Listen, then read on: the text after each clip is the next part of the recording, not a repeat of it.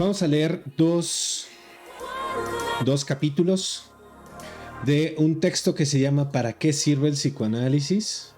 El qué hacer con el paciente. Me gusta la forma en la cual Kiosa lo coloca, es más, ahí lo pueden ver abajo, la portada. Justamente esta separación, qué hacer, ¿no? Y este usual palabrita que tenemos en español del qué hacer, es el qué hacer, ¿no? Como una actividad específica, ¿no? Pero bueno, a ver, vamos para allá. Ahora sí, ya tenemos nuestro pizarrón ahí atrás y vamos a trabajar lo que corresponde al capítulo 8 y 9. Sí me parece importante presentarles el índice, ¿sí? Porque Kiosa ya viene trabajando algunos contenidos previamente, ¿no? Primero la cuestión sobre el psicoanálisis, necesidad y posibilidad de, con respecto a las enfermedades psicológicas, va a ser, bueno, enfermedades psicosomáticas específicamente. Un reservorio sobre el proceso psicoanalítico, cómo funciona el encuadre, qué, cuándo y cómo se interpreta, algunas cuestiones técnicas, ¿no? Cómo decir lo que hace falta decir, sobre la oportunidad, el psicoanálisis del carácter y todos esos elementos no los vamos a detener porque eso sería meternos a profundidad en una crítica de Kiosa y la intención no es esa, ¿no? O sea, para eso tenemos otros autores para definir cómo procedería el psicoanálisis y si queremos hablar de técnica y todos estos otros temas. Nosotros nos va a interesar el capítulo 8 y el capítulo 9, que es cuando el cuerpo habla, y el psicoanálisis de las enfermedades del cuerpo. Y estas comillas son importantísimas, ¿sí? Porque justamente la pregunta está volcada sobre qué carajo es el cuerpo, ¿vale? Y hoy hablaremos justamente del cuerpo como imagen y la diferencia con la carne. Entonces, voy a acomodar esto, ahí está, ahí ya nos vemos mejor, ya les veo mejor. Entonces, primero con la percepción del cuerpo. Y dice, el cuerpo propio y sobre todo su superficie es un sitio del que pueden partir simultáneamente percepciones internas y externas. Aquí Kiosa está refiriéndose al yo y el ello. Nosotros lo revisábamos justamente con el proyecto de psicología para neurólogos y la interpretación de los sueños. Y esta diferencia que hace Freud con respecto del estímulo y la pulsión. El estímulo es cualquier sensación que viene del exterior, sea o no sea percepción, y ahorita comentaré por qué hago esta diferencia. Y una pulsión es necesariamente interna, o sea, es resultado de los procesos internos del cuerpo, vamos a llamarlo así. Una viene de dentro y otra viene de fuera. La diferencia es que el estímulo tiene un determinado periodo, o sea, tú puedes sentir algo en un determinado momento y después dejarlo de sentir, y la pulsión no se deja de sentir. Más bien estamos hablando de una elevación o disminución de la magnitud de ese esfuerzo de trabajo, para colocarlo en los términos, ¿no? De esa sensación, si lo quieren ver de esta manera. Ahora, podemos percibirlo como percibimos cualquier otro objeto del mundo. Freud también ya, para cuando escribe el yo y el ello, ya ha mencionado esto, y de hecho dirá que la conciencia es un aparato perceptual. Recuerden que ya lo habíamos mencionado. O sea, hay una gran cantidad de procesos que están ocurriendo en el cuerpo y la conciencia percibe algunos y otros no los percibe. Esa es la diferencia entre consciente e inconsciente. Esto Freud lo trabajará sobre el concepto del inconsciente. Por eso a la fecha es muy cómico cuando salen los conductistas a decir, Oscar, el inconsciente, pues no existe, no hay evidencia de ello. Ah, no mames. ¿Cómo te explico que tú le llamas inhibición, novato? ¿No? Pero bueno, el otro día vi un TikTok de una morra que decía eso. Yo no sé cómo me sigo aguantando las ganas. Es porque no tengo auditorio bully que me diga, túmbalo. Porque cuando tengo auditorio bully, que en realidad no es bully, ¿no? Pero ¿para qué se va a meter uno ahí en broncas ajenas? Sigo. Señala, además, que el modo en que a raíz de enfermedades dolorosas uno adquiere nueva noticia de sus órganos es quizás arquetípico del modo en que uno llega en general a la representación de su propio cuerpo. aquí es donde uno se detiene a pensar, a ver, ¿cómo sabemos que tenemos órganos? Si nunca los hemos visto. Y puede ser una fantasía muy loca, ¿no? O sea, yo nunca he visto mi corazón. Y de hecho, qué bueno, porque si lo viera, muy probablemente, o acabo de salir de una operación de bypass a corazón abierto, y entonces mi corazón ya no me sirve porque ya no es mío. Y ya tengo otro aparato y está ahí como un órgano muerto. O porque he visto el corazón de otro y como ese otro es igual a mí, yo paso a suponer y a generar una representación de mi propio cuerpo a partir de lo que veo en el cuerpo del otro. ¿Cómo se llama esto? Estadio del espejo en Lacan, ¿no? Para aquellos que todavía no lo han comprendido, ¿no? Pero bueno, ahí está. Entonces, yo puedo saber lo que hay dentro del cuerpo porque veo el cuerpo de otro y puedo hacerme una imagen de qué es eso que está dentro. Pero yo, a partir de mis sensaciones, cuando me duele algo, puedo empezar a percibir cómo está ese acomodo al interior del cuerpo. Hay una película muy buena donde sale, si no me recuerdo, Keanu Reeves, donde justamente es un investigador que migra a toda su familia a cuerpos que son clones.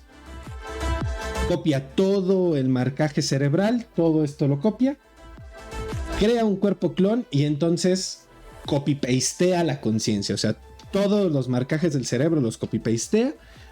Y ocurre algo muy curioso porque justamente el cerebro no reconoce este cuerpo. ¿Por qué? Porque se siente diferente, ¿sí? Es como cuando cambias los audífonos de tu celular, o sea, tu celular reconoce los audífonos que ya tenías, los que siempre le has puesto, pero de repente le colocas otros y no sabe qué son, ¿no? Entonces es esta sensación del cuerpo como ajeno.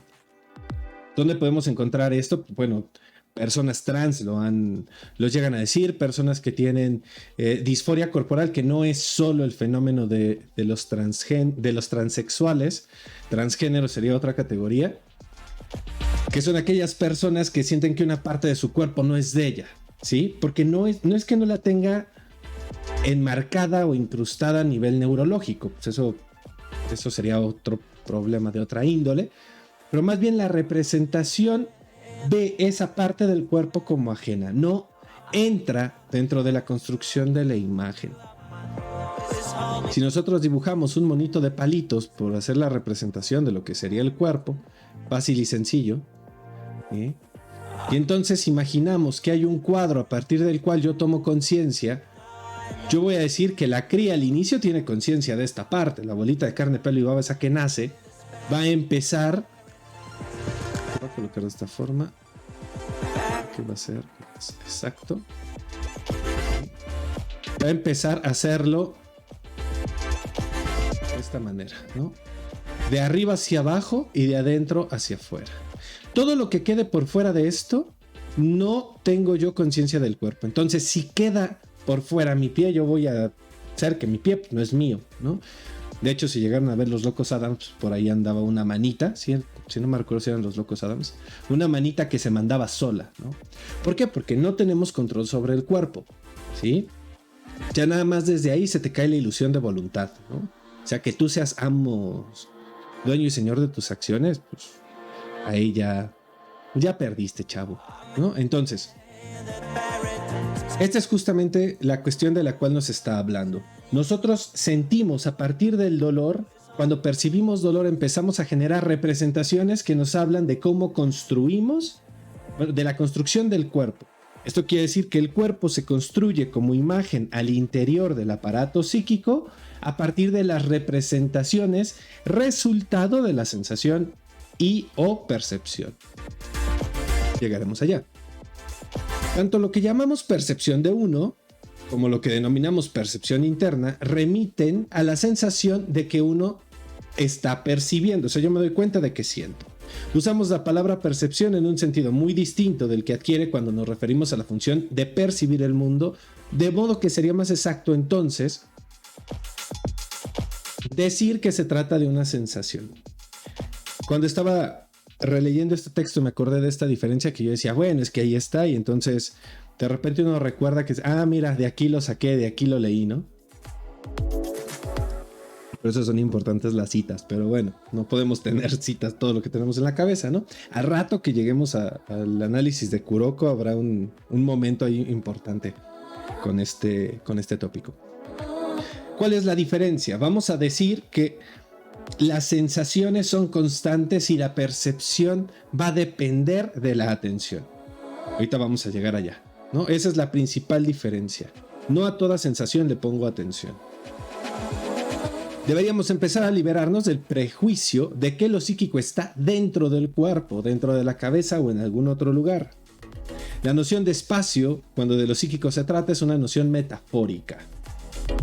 Porque inclusive, o sea, si pensamos lo psíquico, lo que hay en los libros es resultado de algo psíquico. O sea, no podemos decir que no es un trabajo psíquico, es un proceso de pensamiento. Si alguien o algo con un aparato psíquico no hubiera desarrollado el proceso de pensamiento, el libro no existiría. O sea, no es tan pinches complicado, ¿verdad? Pero no podemos decir, y ahí es donde hay todo un problema, se plantea un problema, que un texto es en sí psíquico. ¿Sí? Ahí es donde viene justamente este problema de analizar personajes de las historias y todo este rollo. Por eso nosotros haremos otra versión de ello con Kuroko no Basuke, que si no la han visto, yo les advertí. Aparte es una muy buena serie, a mi parecer. Entonces, pues bueno, podemos divertirnos por ahí. Ah, está hasta allá. Es que ya no sabía dónde estaban los bits, disculpen. Digamos entonces que nos percibimos en el lugar constituido por el encuentro entre percepción y sensación. ¿A qué se está refiriendo Kiyosaki?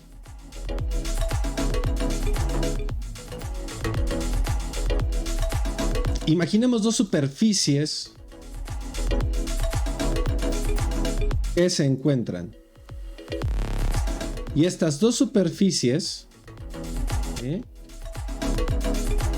en este contacto, aquí, cuando entran en contacto una con otra, crean dos áreas, crearían en este lugar una superficie. Como cuando tú pones tu palma contra una ventana, esa área que alcanzas a ver desde el vidrio sería justamente la superficie. Esta área de encuentro entre esas dos. Esto diría que el lugar donde ocurre la psique estaría acá, ¿no? Aquí es donde estamos, porque la percepción no somos nosotros, ¿sí? La percepción no somos nosotros y la sensación pues tampoco, ¿no? Esto para intentar colocarlo como lugar. A mí me parece que el toro es una forma más fácil de representarlo, pero pues bueno, Kyosa se fue por acá, respetemos lo que Kyosa está intentando transmitirnos. Es una superficie limitante entre una imagen de nosotros y una imagen del mundo. Es la frontera entre el ser tocado y el tocar. Y este ejemplo me parece muy bello, ¿sí? Porque yo puedo tocar algo o yo puedo ser tocado por algo. Sin embargo, y es un ejemplo que en algún momento llegué a colocar en clase. Aquí no, bueno, aquí no recuerdo si lo he puesto. Pero que cuando te dan una cachetada, cuando te dan un golpe, ¿sí? Se suele como posibilidad, esto no quiere decir que todos, sentir el golpe como externo, ¿sí? Como algo del mundo que llega y toca. Pero cuando yo toco, la sensación, aunque sé que estoy percibiendo algo externo, ¿sí? Es interna, ¿no? O sea, como las caricias y las cachetadas, más o menos. Ese límite que está ahí. Y hay una diferencia, aunque fuese la misma respuesta neuronal, ¿no? Y también está la cuestión del sentido. Ahora, en el discurso verbal del paciente podemos distinguir tres tipos de referentes. Referentes al cuerpo. Puede hablar de cosas presentes, incluyendo entre ellas su cuerpo que percibe el mundo. Puede hablar de sensaciones somáticas actuales, ¿sí? O de las rememoraciones que evoca, ¿sí? O sea, puede hablar de recuerdos, de cosas que están ocurriendo, ¿sí? O de malestares que le están pasando en ese momento, ¿sí? Ahorita desarrollamos la diferencia. Cuando se trata de un órgano, sus rememoraciones pueden recorrer una gama muy amplia que incluye tanto sus conocimientos acerca del órgano como, por ejemplo, el relato de un sueño que se refiere a ese órgano.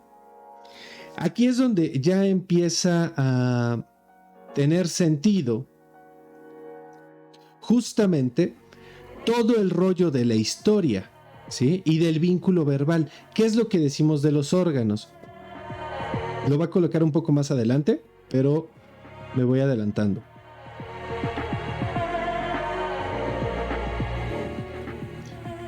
Entonces, ahí estamos. Podemos decir que los tres referentes básicos, percepciones, sensaciones y evocaciones, son también referentes básicos de cualquier forma de lenguaje y al mismo tiempo el origen de todo lo que ingresa a la conciencia. Recuerden que ya habíamos mencionado en otro momento que todo lo que está en la conciencia, todo lo que está en el aparato psíquico, está ahí porque se vivió. Yo no puedo tener recuerdo de algo que no he vivido, así sea una fantasía. Yo vivo, tomo ciertas cosas del mundo de la vida y sobre eso lo que va a terminar ocurriendo es que yo puedo crear fantasías que me lleven a crear escenarios que yo no encontraría en la realidad. Esos escenarios que yo no encontraría en la realidad son justamente los que me interesa sondear cuando hablamos de producciones psíquicas, porque están producidos a partir de los recuerdos de cosas que sí viví. ¿Qué es un unicornio? Un caballo, yo he visto un caballo, si es que he visto un caballo, y he visto un cuerno. Uno el cuerno con la imagen del caballo, si se lo pongo en la frente, tengo un unicornio, si se lo pongo en algún otro lugar, tendré alguna otra cosa, ¿sí? Pero el aparato psíquico tiene la posibilidad de unir estas imágenes, pero todas son resultado de percepciones y sensaciones. Después vendrán las evocaciones y las producciones fantasiosas. Entonces, el paciente puede hablar de su cuerpo todo lo que quiera, como quiera, y ahí lo importante es ver cómo estas referencias al órgano, cómo el órgano está jugando un papel ahí, qué función está utilizando al interior del discurso del paciente. ¿Sí? Es justamente por esto que el material sobreabunda y siempre se elige. Si nosotros nos detenemos a pensar cada instante, cada sensación, cada percepción del cuerpo que hemos tenido a lo largo de nuestra vida, nos daremos cuenta de que es un chingo. ¿Sí? Tenemos un montón de representaciones y tenemos muchísimas palabras para hablar de una misma cosa. ¿Por qué escogemos una y no otra? Ahí es donde está el meollo del asunto.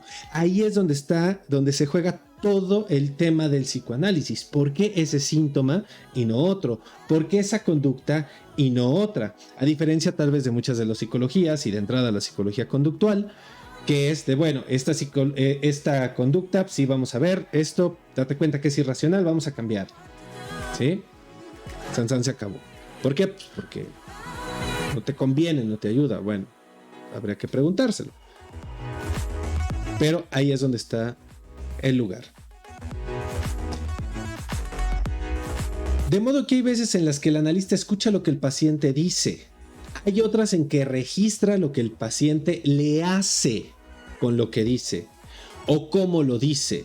Y también algunas veces presta atención al cuerpo del paciente. Movimientos, actitudes, gestos o alteraciones de forma, color, sonido, olor. Todas estas son datos, son informaciones que sirven para ver qué es lo que está ocurriendo del otro lado. Y esta cita me pareció preciosa. Que es de Freud. Yo sé que la he leído, pero no sé en qué tomo, ¿no? O sea, ya llega un momento donde la lectura sobrepasa a uno. Dice, teniendo ojos para ver y oídos para escuchar, no tarda uno en convencerse de que los mortales no pueden ocultar secreto alguno. Aquellos cuyos labios callan hablan con los dedos, todos sus movimientos los delatan, y así resulta fácilmente realizable la labor de hacer consciente lo anímico más oculto. Dirían por ahí que el diablo se esconde en los detalles. Es justamente porque el diablo se esconde en los detalles que hay que estar profundamente atento a todos estos elementos. Esa era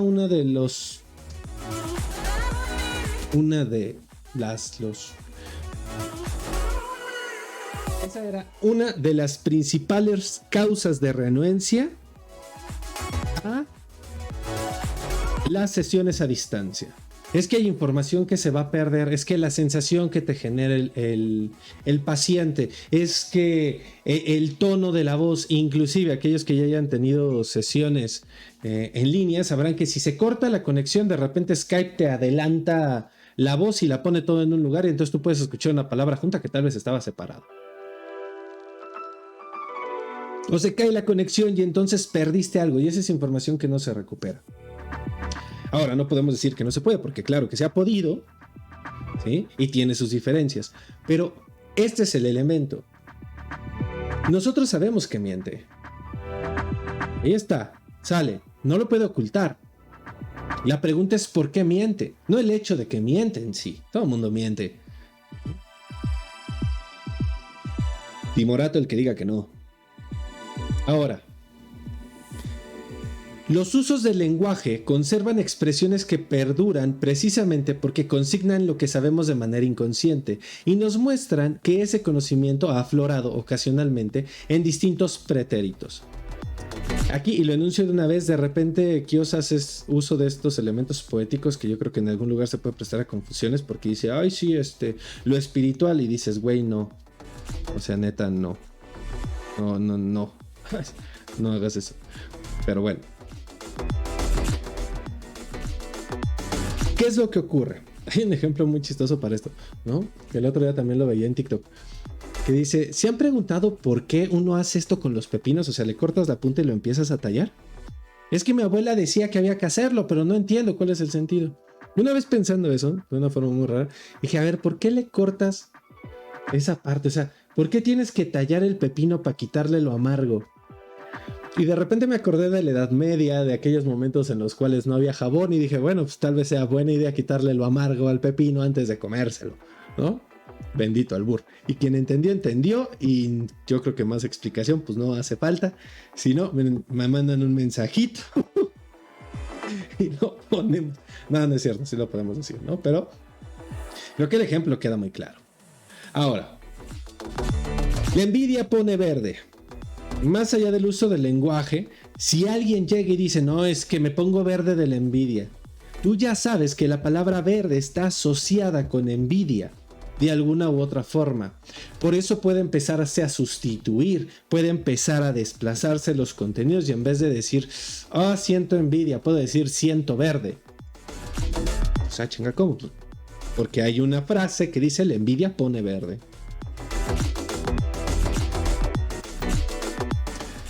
Tendemos a considerarlo como una figura de lenguaje muy distante del conocimiento científico. Esto no hace falta que sea conocimiento científico, ¿sí? O sea, no hace falta que en verdad la envidia te ponga verde para que alguien use la frase la envidia me pone verde y para que esa frase empiece a funcionar como elemento de la concatenación de elementos significantes del discurso del paciente. Digas esto de otra forma.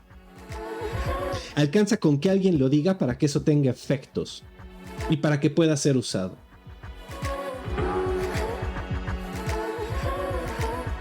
Aquí va a empezar a hablar de la contratransferencia. Si el psicoanalista percibe del cuerpo del paciente, puede verlo pálido y puede pensar que está anémico, etc. Pero también puede recordar repentinamente esa palidez o el color azulado que le ha visto en las uñas y sabemos que no se recuerda por casualidad. Este pequeño fragmento me parece importante enmarcarlo porque las asociaciones que convocan el discurso del paciente con respecto de la historia misma del paciente suelen ser de utilidad al momento de estarse preguntando de qué me está hablando, qué es lo que está en juego con estas frases. Y son justamente esas escenas las que, trayéndolas a jugar, permiten clarificar cuál es toda la dinámica de la escena. Y a partir de pues esa dinámica generar una intervención, una puntuación, hasta una interpretación. Ahora, ¿de qué nos va a hablar el órgano?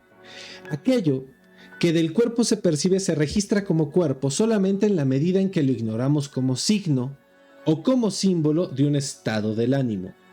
¿Sí? Es decir, ¿qué carajo? A ver, vámonos despacio.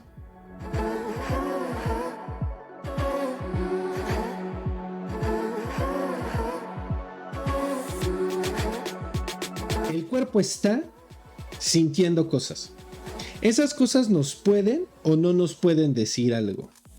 Nos pueden o no nos pueden representar algo. Pueden o no ser señal de algo. A veces solo está como cuando te rascas y nada más te rascas porque X. Hay una diferencia entre rascarte y decir, me picó un mosco, porque ahí ya está operando como signo de otra cosa. ¿Sí? Esto fue un mosco. ¿Sale? ¿Diríamos acaso que el paciente que llora nos enfrenta en la sesión psicoanalítica con un fenómeno somático? La pregunta, ¿no? Ocurre en el cuerpo, pero es somático. La experiencia muestra lo que el psicoanálisis sostuvo, más allá de que, como es obvio, el discurso verbal puede aludir a los órganos y sus funciones, los órganos mismos pueden intervenir en la conversación. ¿Cómo suele llamársele a esto? Lenguaje no verbal. Si se rasca la nariz, ¿no? Dicen por ahí. Si se echa para enfrente, si se echa para atrás, si cruza los brazos, si está viendo para otro lado. Todo eso son órganos que están participando de la conversación. Cuando alguien se está hablando de alguna cosa y de repente se pega y te das cuenta que ese golpe no fue gratuito porque pues algo estaba ocurriendo. Y entonces dices, pillín, ya te caché, ¿no? Tu cuerpo te traicionó y me reveló una verdad, ¿no? Cuando a mitad de la comida tiras el vaso de agua y mojas a la persona que te cae mal, que curiosamente estaba en la misma dirección en la cual salió el agua, ¿no? Hay casualidades de la vida, ¿no? Pero bueno. Y Freud sostiene que cuando una persona habla de lo que siente en un órgano, y dense cuenta de que sigue entre comillas, es porque ese órgano le habla a esa persona a través de sensaciones actuales en un idioma que denomina lenguaje de órgano. Porque las comillas, vamos a aclararlo. Vamos a decirlo de otra forma. Cuando una persona habla de lo que siente en una representación de algo, es porque esa representación le habla a la persona. Una representación convoca otras representaciones para generar un significado en un código específico que tiene que ver con esa representación, como lo dijimos en otro momento, ¿sí? Conjunto de representaciones inconscientemente asociadas, llamadas de otra forma complejo. Quedamos que un complejo era un conjunto de representaciones a partir del cual yo voy a construir el mundo.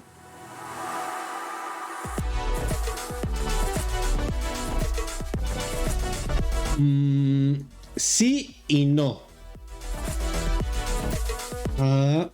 Sí, primero se hace la relación con respecto a la representación. Eso es cierto. Pero esta representación viene de un órgano ya. ¿De qué órgano? ¿Quién sabe? Puede ser del estómago, de los ojos, no importa. O sea, hay una percepción que es una huella de órgano. Esta activación, esta excitación del órgano genera una representación en el aparato, es una imagen en mi mente. Esa imagen queda asociada a otras imágenes, a otras representaciones, sean representaciones, palabra, cosa, imagen, motrices, etcétera, queda ahí representada. Y después el órgano puede venir a hablar de ello. Por ejemplo, cuando hablamos del corazón, yo digo, se me partió el corazón. No se te partió el corazón. Lo que se te partió fue el amor, si lo quieres llamar así. Lo que quedó partido es el cariño. Es que el cariño, en el corazón está el cariño. Entonces, corazón igual a cariño. Por eso yo te digo, hola cariño, hola corazón. Se vuelven equivalentes. No estoy hablando del órgano en sí. Dirás, en este caso, a partir del ejemplo que colocas, diríamos que este es el corazón. Y el corazón guarda relación con todas estas otras figuras. Todas estas. Creo que se ve muy poco, ¿no? Todo morado. Con todas estas figuras. Entonces, yo puedo utilizarla para hablar de todas estas. Qué curioso, apareció una S, mira. Entonces, ¿Qué recurso poético es importante, ¿no? Y poético por el uso de la metáfora. Yo puedo hacer un poema hablando de una persona utilizando el significante corazón, ¿vale? Yo puedo decir, es que cuando mi corazón se encuentra ausente, la vida se me va. Es que sin escuchar el dulce sonido de su latido, es como si todos los otros ruidos se apagaran, como si en el mundo no existiera música. Y sí, me lo acabo de sacar de la manga. Para que no lo vayan a buscar y digan, ay, ¿de quién es? Pues mío, ¿de quién más va a ser? Entonces, ahí yo estoy hablando de alguien. Si sustituyo el nombre de ese alguien por la palabra corazón, entonces alcanzo a entender de qué estoy hablando, ¿no? ¿Qué es el latido, la voz del corazón? Cuando la voz de esta persona me falta, es como si el resto de los ruidos del mundo se callaran. Dices, ay, qué bonito, cosa, ¿no? Dices, ay, precioso. Claro, pero porque eso está inscrito en un lenguaje, que es la historia de ese órgano, por llamarlo de esta forma. ¿Vale? Por ejemplo, de una injuria. Como los que equiparan una injuria, una bofetada, una ofensa, una espina en el corazón. Y el hecho de no poderse defender de un ultraje con el tener que tragarse algo. ¿Sí? Aquí están los ejemplos. ¿Sale? ¿Por qué? Porque el lenguaje sería este sistema de asociaciones. Hay un idioma. Yo estoy hablando del idioma de mi historia de órgano, que responde a ciertas formas. Ahora, es importante mencionar que Kiosa está también montado en un lugar muy particular porque está recurriendo a conceptos que son previos, como este del lenguaje de órgano, ¿no? Que es muy particular. Los órganos no tienen lenguaje, pero no está siendo específico, no está siendo literal en este sentido. Se está refiriendo a todo el conjunto de representaciones que versan alrededor de ese órgano. Y es allí donde está la diferencia. Entonces, pongámoslo de esta forma. Todos los órganos ya dijimos que sabemos de ellos porque los vimos, porque nos contaron de ellos o porque los sentimos. Principalmente porque los sentimos. Ah, yo tengo un corazón. Sí, ¿dónde? Mira, pon tu mano aquí en el pecho. Y entonces pones tu mano en el pecho siendo un pinche chamaquito así. Ah, ya lo sentí. No, y dices, no mames. Es bueno, ese es tu corazón. Y tus pulmones respiran, ¿no? O sea, si han visto clases de kinder, pues bueno, ahí hay un chingo, ¿no? Entonces, es por la sensación, por la palabra, por la imagen. A partir de todo esto, de toda esta historia de cuando la representación palabra del órgano, la representación sensación del órgano, aparece enlazada con otras palabras, es que se empieza a producir el lenguaje de órgano. ¿Sí? Por eso no todos usamos la boca para lo mismo. Si de repente en algún momento te dijeron, es que tú hablas pura mierda, puedes usar la boca como un ano. ¿Por qué? ¿De dónde sale la mierda? Del ano. De tu boca sale pura mierda. ¿Qué es tu boca? Un ano. Por pura elaboración silogística. Eso no responde a las reglas de la lógica. Ya lo sé.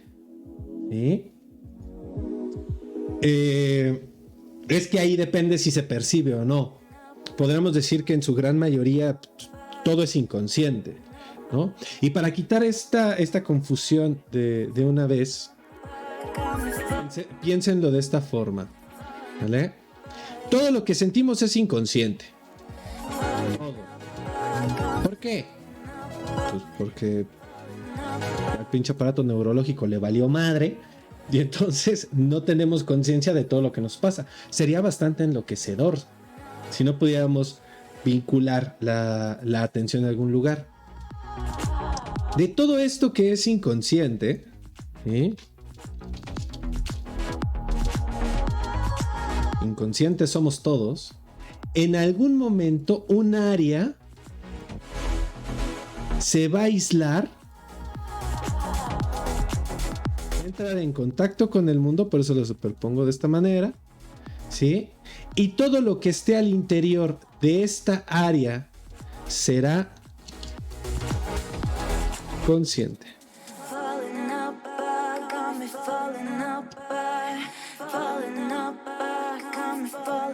No recuerdo cuál es la diferencia entre consciente e inconsciente con S y sin S, pero las dos son correctas. Igual y estoy aquí cometiendo un error, pero bueno, perdónenme, ¿no? Ahí está enunciado.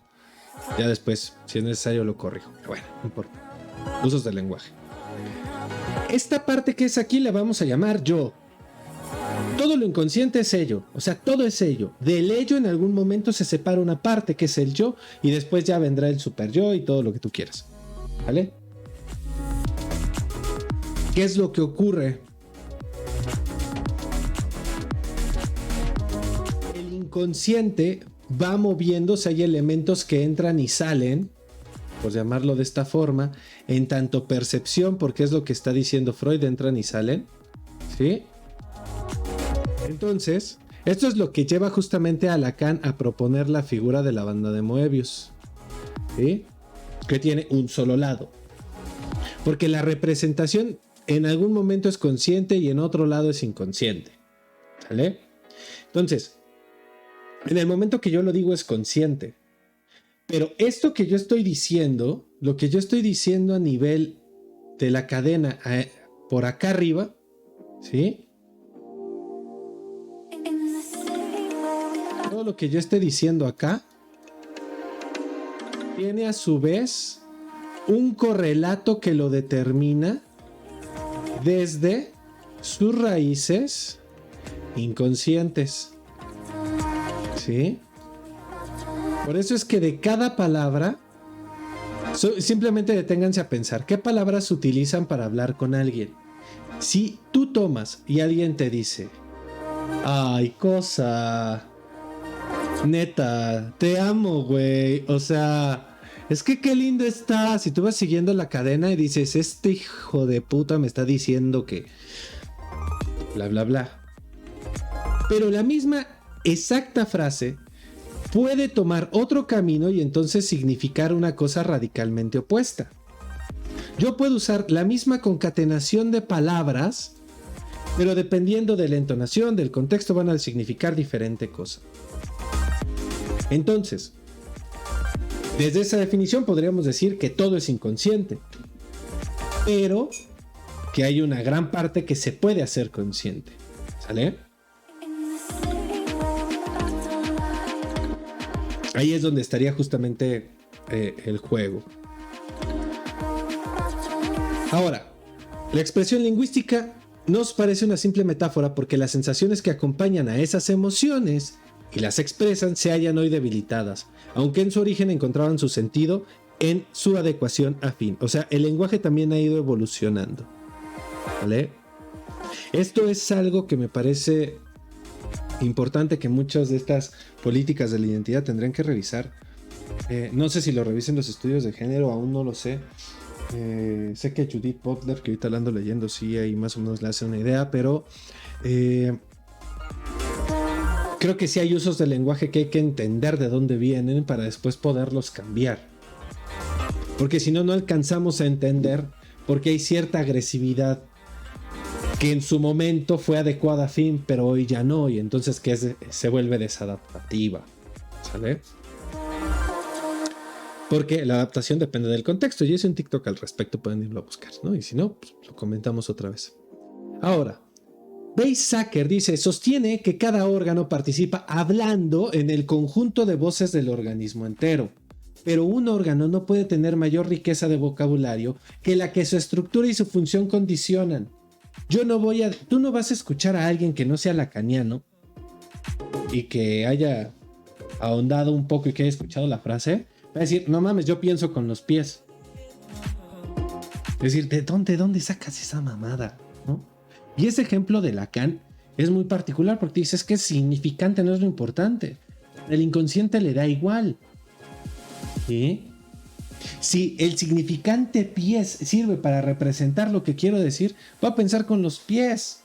Pero porque está haciendo una representatividad de la función significante.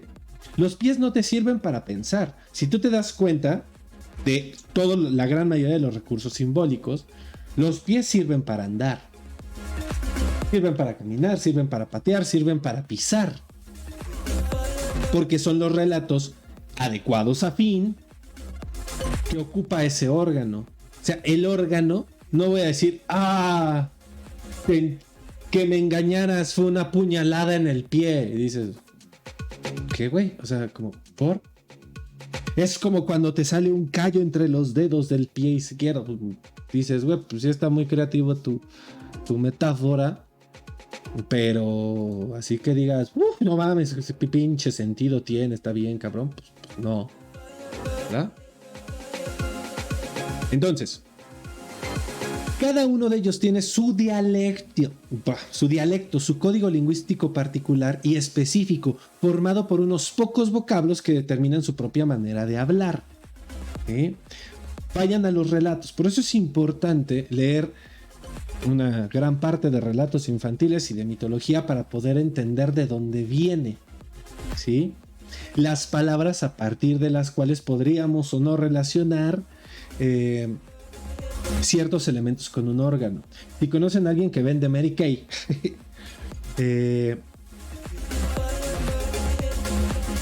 o Avon, cualquiera de estos pendejos de coaching y de ventas piramidales y todo el rollo,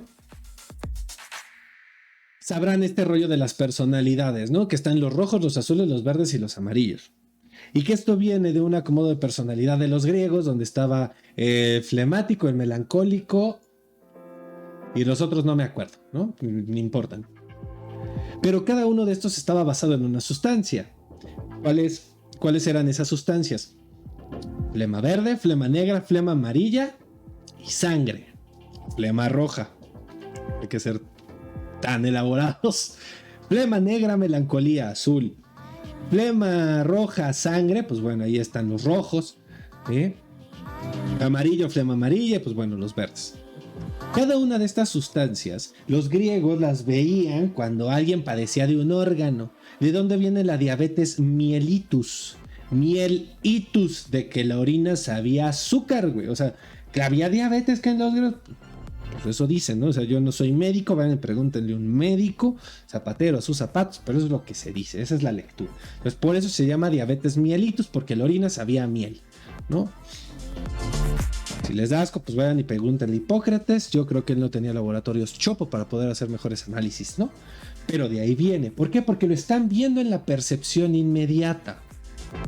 Por eso no podemos ponernos a cuestionar los mitos o las lecturas del mundo de hace 4000 años con nuestros discursos de género. No seas mamón. Puedes alcanzar a dar cuenta de los efectos y las modificaciones que generaron que a partir de la sociedad grecorromano-latina, una generalización enorme de los griegos, las mujeres quedaran por fuera. Pero tienes que entender cuál es el sentido en aquella sociedad de aquel momento para que eso funcionara así. Porque después cambió la sociedad y creamos otras cosas. Y entonces ese mito ya no es funcional. Desde el momento en el cual tenemos una ley en la cual podemos designar a quién se le van a heredar los bienes, ya no es necesario, por decirlo de esta forma, cuidar de quién son los hijos. Y entonces exigirle a la mujer segregación sexual para que solo se tenga relaciones sexuales conmigo y yo tenga la garantía de que todos los hijos son míos. Una de las razones por las cuales ahí había esta cuestión de la monogamia cerrada y entonces tú solo te acuestas conmigo, que las mujeres llegaran vírgenes, ¿no? Y llegaran sin hijos. ¿Por qué? Porque entonces ese efecto, ¿sí? Esa acción que tiene que ver con una realidad. Ay, se cayó. Se está sonando una silla. Esa realidad material inmediata ya no tiene sentido seguirla porque tenemos otros mecanismos para atenderlo, ¿no? Ay, ya son 7:50, me voy más rápido. Entonces, un afecto estrangulado puede retornar desfigurado aprovechando algunos de los cambios vegetativos todas las otras representaciones que en condiciones normales forman parte de ese afecto original rechazado. Dilo de otra forma. Yo veo que la familia no anda, que mis proyectos no caminan. Y como buena histérica de la época victoriana, lo que voy a hacer es generar un problema en las piernas y ya no poder caminar. Mi vida no camina, yo tampoco. Ahí estaría la lectura del síntoma, ¿no? De esta forma. Por lo tanto, el síntoma se construye como un retorno enmascarado de un conflicto reprimido. Es el producto de una transacción inconsciente que expresa o simboliza las emociones en pugna en un código que es necesario descifrar. En el momento en el cual tú viviste una cosa traumática, horrible, jodida, etc., que ya dices a la chingada, yo no quiero saber nada de esto, vayan y chinguen a su madre todos, güey, a la verga. Oye, pero es que si no, ya no quiero saber ni madres, órale. Todos esos elementos que estuvieron ahí anclados, ahí tejidos, van a servir como vía de descarga a que ese mensaje se haga llegar. Es como cuando la típica persona cagapalos. Dense cuenta nada más del insulto. O sea, es machismos interiorizados. No me importa, ¿no? La típica persona cagapalos agarra y lanza un chisme. Lo lanza, empieza a hacer efecto por todos los conocidos y de repente llega a ti y dices, y sabes perfectamente quién es. Y dices, óyeme pendeja, ¿por qué estás diciendo chismes de mí? No fui. Te lo dijeron todos ellos y se hacen bien pendejos. O sea, reprimen, ¿sí? Dense cuenta, esta es la representación reprimida. No está puedes llegar a ella por las asociaciones. Te va a ser bien pendeja y está la resistencia, ¿sí? Por eso es que tienes que... Fulanito me dijo, y sigues toda la línea de quién le dijo, a quién le dijo, a quién le dijo. Ay, a mí me dijo tal. A ver, fulanito me dijo que tú le dijiste. Bueno, es que a mí me dijo, ¿te dijo quién? No me acuerdo, ¿te dijo quién? No, pues no me acuerdo, entonces fuiste tú, güey, a la chingada, ¿no? Por no acordarse, ¿no? Pero propiamente esa es la línea, o sea, se va a desfigurar por todas las otras representaciones que le estén asociadas. Noticias de alteraciones en el cuerpo son presencias que dependen del recorte de la atención que impone a las percepciones, ya lo mencionamos. ¿Sí? Cuando una alteración del funcionamiento de la estructura del cuerpo no se percibe ni se siente, como la diabetes, tú no la percibes ni la sientes, sientes otras cosas, porque se realiza de manera inconsciente, ahí está, pero no te das cuenta de que el páncreas no está produciendo insulina, es posible, sin embargo, que llegue a la conciencia a través de una información adquirida por una percepción exterior. Las personas con migraña, a partir del neurofeedback, lo que hacen es que se empiecen a dar cuenta de estas sensaciones, percepciones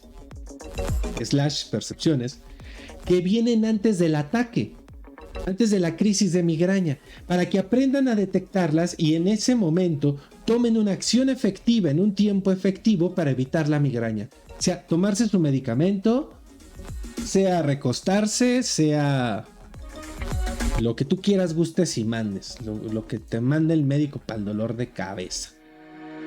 Ahora, estamos compuestos por átomos, moléculas y células.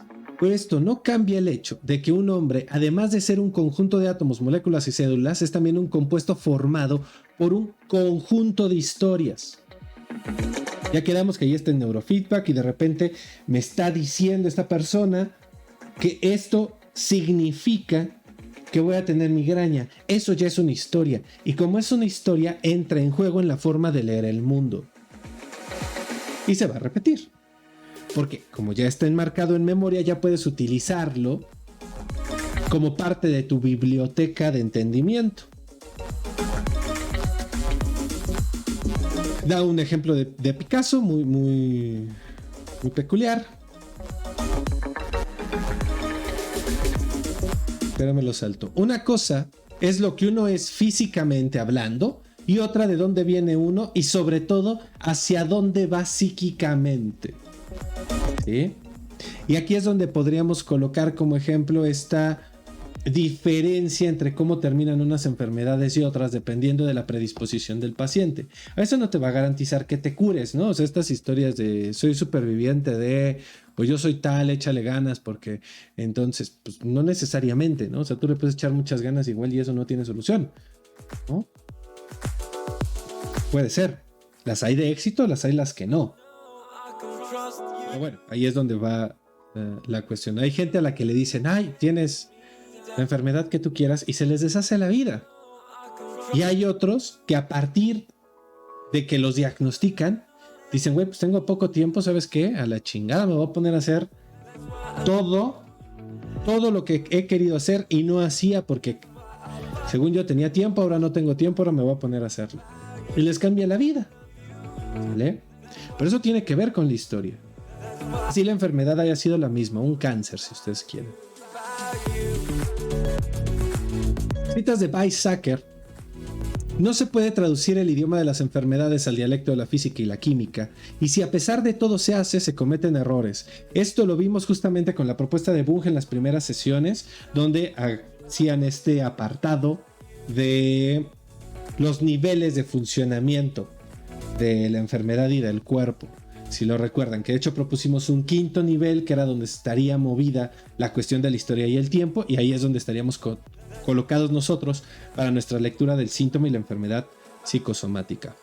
Es más acertado interpretar cada historial clínico como la historia de una vida, traducir el lenguaje de la enfermedad al lenguaje de la biografía. ¿Esto le va a servir a los médicos? Pues no necesariamente, ¿verdad? O sea, porque ellos son fisioanatomistas. Tienen que ver con la fisiología, con el órgano, con las sustancias. La biografía, podrás tener la biografía que se te pegue la gana, pero de todas formas, si tú te tomas un medicamento, el medicamento va a generar efectos químicos. Tengas o no tengas la historia. Ahí es donde está una de las ventajas. ¿Sí? Pero otra cosa es que a nivel psicológico descoloquemos la historia para no darle importancia.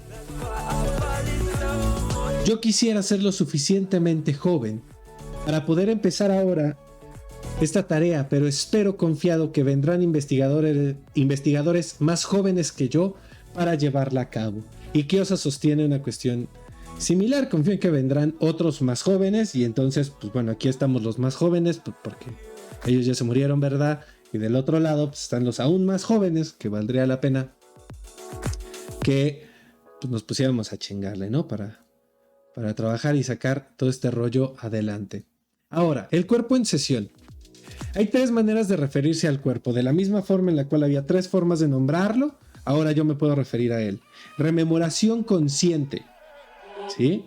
No se acompañan durante el relato de percepciones o de sensaciones somáticas actuales.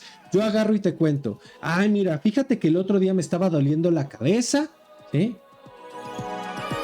Estoy contando que me duele la cabeza, es una rememoración, pero no tengo la sensación, no me está doliendo la cabeza. Segundo, sensaciones somáticas actuales, me está doliendo la cabeza en este momento. Ahí es donde está la diferencia. Uno es un recuerdo, solo está la representación, y en el otro está activada la representación dolorosa. Se siente. Y ahí es donde dice muy puntualmente, se suele transferir sobre el psicoanalista que está allí, materialmente presente. Él será el responsable. Lo que dices ya está haciendo que me duela la cabeza. Que yo dije, pues, solo si no estoy en el lugar de analista, ¿verdad? Entonces, yo diría cosas. Y no, pues es lo que usted está diciendo. Dense cuenta cómo la causa se asigna en automático a aquel que está presente. Hace rato subí un TikTok sobre una chica que dice, hoy voy a salir con el chavo que me gusta y yo estoy segura que me va a decir que le gusto y que andemos. Entonces me voy a poner el labial que usa su madre porque él me dijo que lo excita, que lo pone. Y es como de, güey, no mames. Claro, ¿no? Es que tú que estás aquí presente me estás generando esto. Es como un ejemplo tal vez muy vulgar, pero de repente tienes hambre, te pones de malas y eres de estos que se ponen de malas cuando tienen hambre, que somos la mayoría. Y el otro está diciendo algo y dice, ¿sabes? Tú me hiciste emputar. No es que tenga hambre, es que tú me estás haciendo emputar. Ese es todo el comercial de Snickers. Todo el comercial de Snickers. ¿Vale? Por último, el tercer tipo de manifestación, de forma de referirse al cuerpo, son enfermedades que no generan sensaciones somáticas actuales y que se manifiestan únicamente como alteraciones objetivas, signos que el paciente algunas veces percibe y otras ignora, como los bajones de azúcar. A veces lo sientes, a veces no. O las subidas de azúcar, el VIH, el cáncer, a veces lo sientes, a veces no. La gastritis, a veces la sientes, a veces no. Ahí es donde está la diferencia. ¿Sí? Porque si todo el tiempo está la enfermedad constante, hablando de una enfermedad tal vez crónico-degenerativa, que se está sintiendo todo el tiempo en el cuerpo, pero de repente se siente más, entonces habrá que preguntarse qué es lo que hizo que eso se sintiera en ese momento. Las personas con gastritis son muy chistosas por eso, o somos muy chistosas por eso, porque es como de, o con colitis, la que tú quieras. Ay, es que tengo una gastritis horrible, pero no comí nada que me hiciera daño. Entonces dices, capaz que no es la comida, ¿no? O sea, lo que te trae tan ardido. Ay, ni digas eso, que el otro día me encabroné y no pude decirle nada a mi jefe. Y dices, ay, güey, ya está ahí. Gracias, güey, ¿no? Que es canción, nos vemos la que sigue, ¿no? Cortas, váyase a pensarlo. Obviamente no, habría que elaborarlo, pero es el ejemplo, ¿no? Entonces, tanto en el caso de los síntomas como en el de los signos, para poder interpretar lo que el órgano habla, no sé por qué. Sí, no, yo desde que renuncié a la universidad, mi panza bonita, chula, preciosa, sin problema, ¿no? Y el alma relajada, Dalai, ¿no? Los que han de estar sufriendo son otros, pero bueno. Calcio, el calcio es bueno. No me acuerdo cuál es, pero las TUMS, ¿no? Funcionan. TUMS, patrocíname. Entonces, para poder interpretar lo que el órgano habla, es necesario que el psicoanalista participe en la conversación. Y aquí es donde Kiosa va a meter el elemento de la contratransferencia. Que es lo... yo sé que me extrañan. Gracias. Yo también los extraño. En parte. La forma en la cual Kiosa va a hablar de la contratransferencia, yo no la comparto, me suena mucho a psicología del yo, en tanto como uno va a interpretar desde lo que siente. ¿Sí? Porque dice, en última instancia es el único recurso que le permitirá obtener una interpretación adecuada y oportuna. Es también la fuente principal de los errores y desvíos, es cierto. Pero la contratransferencia no tendría que ser, o sea, lo que tú sientes, tu historia, lo que tú lees, no tendría que ser el elemento desde el cual eso suena. Y ahorita voy a traer una cita para aclarar eso. ¿Sí? Todo lo que percibimos del mundo es una versión infiel y retorcida de aquello que uno mismo se reprime. Esta es una cosa bien particular. Cuando un paciente, cuando una persona empieza a ir a análisis, empieza a descubrir cosas de lo que le va contando al analista, ¿sí? Le va devolviendo, y las empieza a ver en el mundo. ¿Por qué las empieza a ver en el mundo? Porque antes no las veía. Ese es justamente el tema. No, por eso a todo el mundo le caga el psicoanálisis y prefiere la psicología. Con la psicología también pasa. Esto también es importante. Entonces voy a ser más específico. La psicología chafa y pitera, los libros de autoayuda y los cursos de coaching. Porque entonces te permiten mantener la ceguera. Agarrar, ir por la vida diciendo, oh, todo el mundo es un narcisista. No, güey, no todo el mundo es narcisista. O sea, bueno, sí, todo el mundo es narcisista, pero no todos los pinches narcisistas quieren contigo, güey. No toda la pinche gente es psicópata, güey, ¿no? Ay, es que primero te bombardean de amor y luego se alejan. Ajá, güey, pero eso no quiere decir que sea necesariamente un psicópata. ¿Sí? Porque estás tomando un elemento por fuera del contexto. ¿Sí? Eso me caga, ¿no? Así, Iñaki Piñuel, donde se quiera que estés, chinga tu madre por andar chamaqueando a la banda, hijo de puta. Pero bueno, es otro tema. ¿Cómo me emputa? Me hace emputar, pero bueno. No cabe duda entonces que nuestra contratransferencia puede llevarnos a interpretar muy mal. O sea, de eso sí no cabe duda, estoy de acuerdo. Y aquí es donde viene el tema. Pero también es cierto que cuando el psicoanalista logra vencer sus propias resistencias, su contratransferencia espontáneamente teñida con las particulares cualidades que cada uno de los trastornos orgánicos de una manera natural excita, funcionará otorgándole la posibilidad de interpretar mejor. Ahí es donde está el problema, porque esa sería una interpretación a nivel de lo imaginario, que es, ay, cuando a mí me arde la panza es porque me enojé, a él le arde la panza, de seguro está enojado. No, cabrón, esa no es tu función como psicoanalista, como psicólogo del yo, haz el cagadero que quieras, date, vale. No, si quieres interpretar desde ahí, interpreta desde ahí, güey. Está chido, tu bronca, ¿no? Tus límites. ¿Por qué no se interpreta desde ahí? Porque mi historia es diferente a la de él. Aunque haya ciertos elementos compartidos, yo no puedo asegurar que mi interpretación va a ser puntual partiendo de mi historia. El otro es otro. Es radicalmente otro. Y aquí me voy a este precioso librito. Recién publicado de Lee Morales, La transferencia. Saber, amor y clínica. Chulada. No, les comparto algunas. El analizante en un primer momento estaría en el lugar del amado, porque para el analista es alguien que tiene todo su interés, como lo sería para el amante. Observen que yo nunca he dicho el analizante está en el lugar de Eromenos y el analista en el lugar de Erastes. No es eso. He dicho que el analista, mediante su deseo, que se llama contratransferencia, ahí puede haber un punto de entrada, reconocería al analizante como alguien que merece toda su atención. Existiría entonces una transferencia del lado del analista, transferencia entrecomillado, que le supone a la historia del sujeto un valor extraordinario. Su función, la función del analista es recibir esa historia, hospedar los caminos de la subjetividad para que el analizante hable de su existencia, para que él me diga qué carajo con lo que le pasa. Porque si hay analista, es porque hay alguien que estando allí va a hablar de su vida. Pero esta función, el psicoanalista, no se realiza desde la posición de sujeto. El analista profesa por sus analizantes una gran admiración que le exige estar atento, estar en su lugar. ¿Por qué?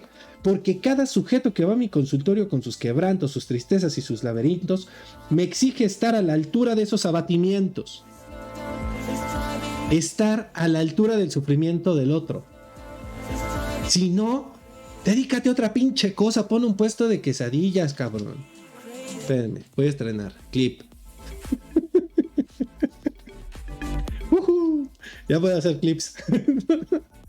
Ya los voy a hacer yo porque ustedes no los hacen. Sigo. ¿Qué hace el analista? El analista debe cuidar de comprender demasiado pronto lo que aparece en la demanda del sujeto. El analista no debe apresurarse a comprender. ¿Qué es lo que debe saber el analista? Que lo que está en juego con cada hombre y mujer que va a un consultorio, que lo que está en juego es el deseo, es decir, que devenga sujeto deseante, Erastes, pero no sabe cuál es el deseo de ese sujeto, de esa mujer, de aquel hombre. Eso no lo sabe. Por eso el análisis es historia por historia. Que el analista sepa que lo que está en juego es el deseo, es una abstracción. Lo que no sabe en cada caso, en cada historia, es cómo está estructurado en relación a sus fantasmas. Eso no es una abstracción. Ese es el día a día de la singularidad de los analizantes. Si con esto no queda claro, la gran diferencia entre psicoanálisis y psicología es que la psicología se adelanta a presuponer lo que le pasó al paciente a partir de sus síntomas, y que el psicoanálisis se detiene a preguntar por la historia del sujeto para saber qué de su historia debe de tomar el lugar del síntoma. No sé qué lo puede explicar.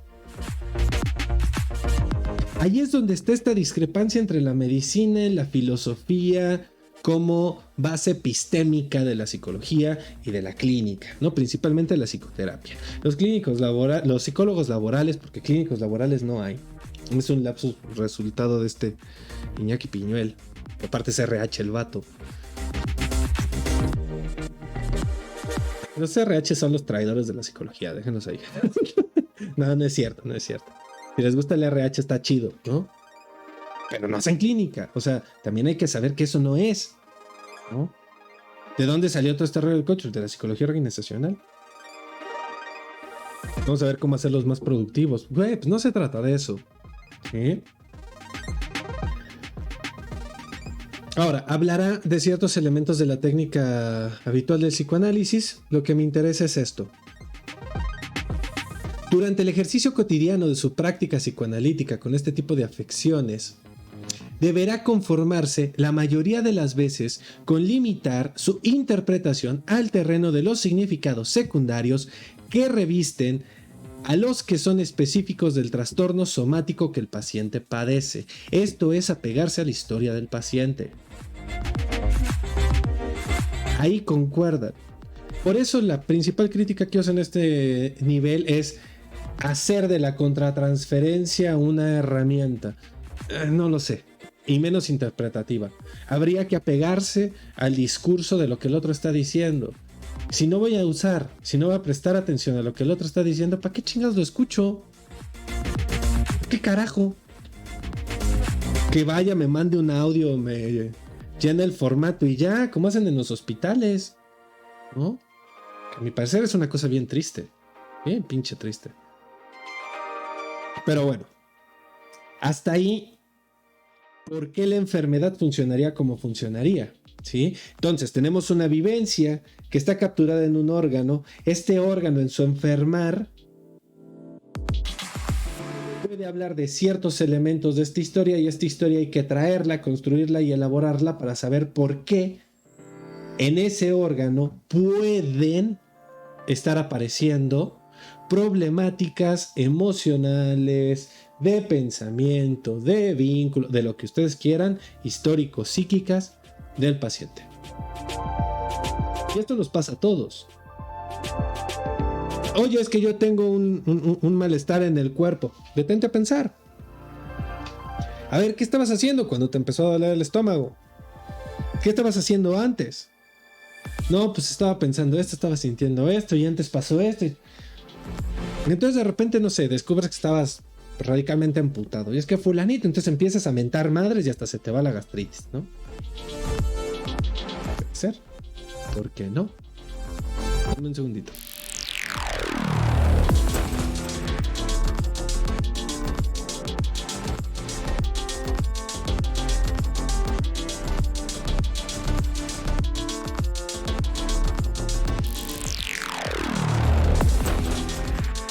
Listo. Disculparán ustedes. Capítulo 9. ¿Qué con la patobiografía? Que es el título de la sesión de hoy. Y aquí es una cosa importante. Si no recuerda, podría ser represión. Así es. Y por eso justamente el autoanálisis es complicado. Bueno, de hecho, es prácticamente imposible, ¿no? Tú te puedes hacer más o menos una idea, pero no vas a escuchar los elementos que están apareciendo ahí. Por eso se requiere del analista, ¿vale? Obviamente puede empezar a surgir porque vuelves a sentir, y entonces si te das chance de sentir, si no es un tema radicalmente importante, pues bueno, aparecerá.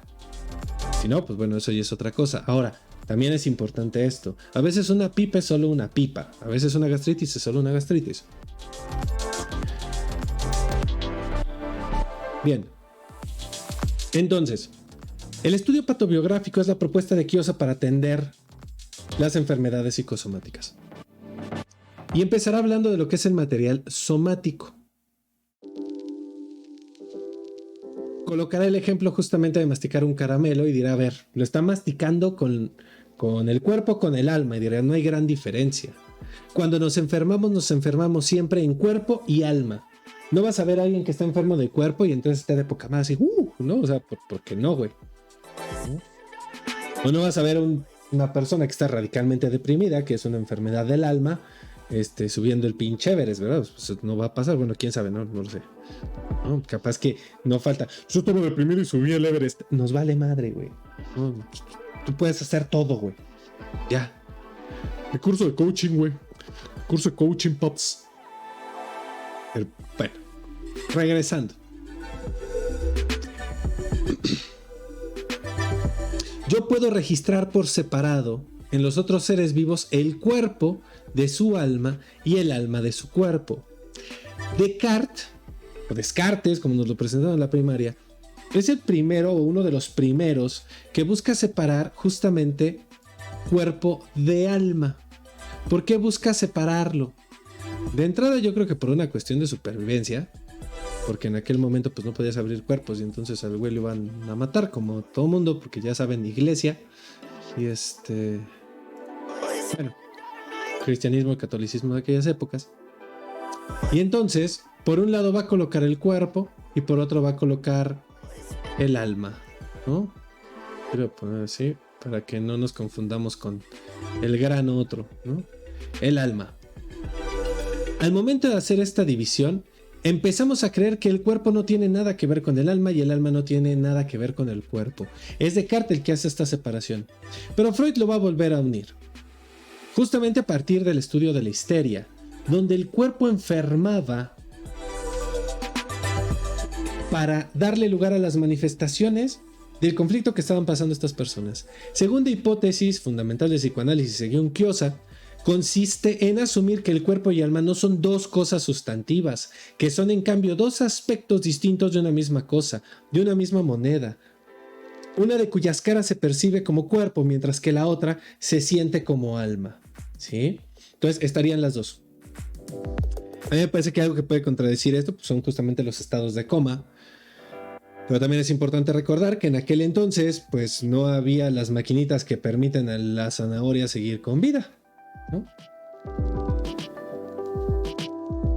Cuando alguien entra en un estado vegetativo, en un coma profundo, por lo general sobrevive solo por el instrumental que está ahí, no por ninguna otra razón.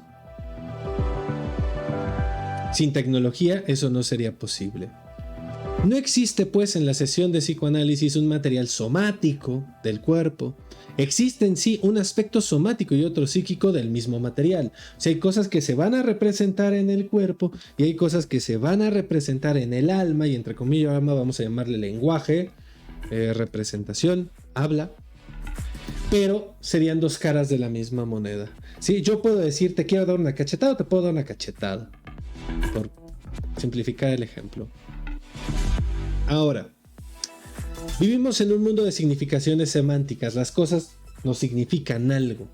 Por eso guardamos recuerdos, por eso nos conectamos con la gente, por eso es que esto sí significa, ¿no?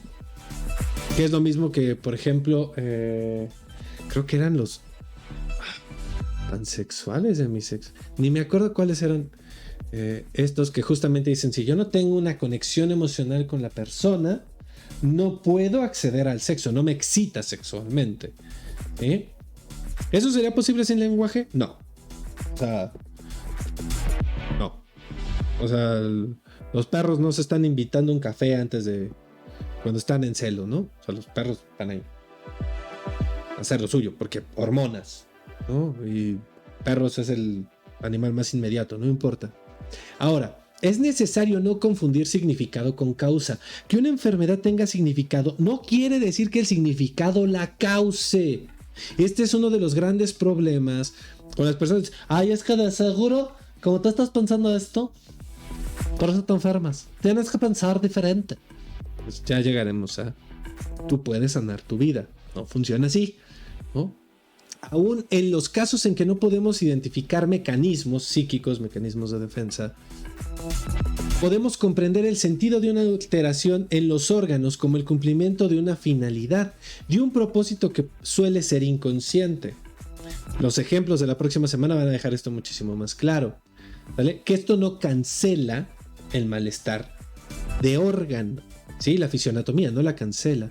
La forma de un órgano, como la de una máquina, se comprende contemplando la función que desempeña y que constituye su significado específico, su razón de ser. El psicoanálisis ha permitido descubrir que los actos fallidos ocurren porque una acción iniciada desde un proyecto consciente procede alterada por la perturbación ejercida por otro propósito que permanece inconsciente. Entonces, lo dibujamos de esta forma. Yo tenía pensado hacer esto. Pero de repente, dentro de los contenidos de mi alma, algo se me atravesó acá y resulta que terminé haciendo esto. ¿Sí? Así.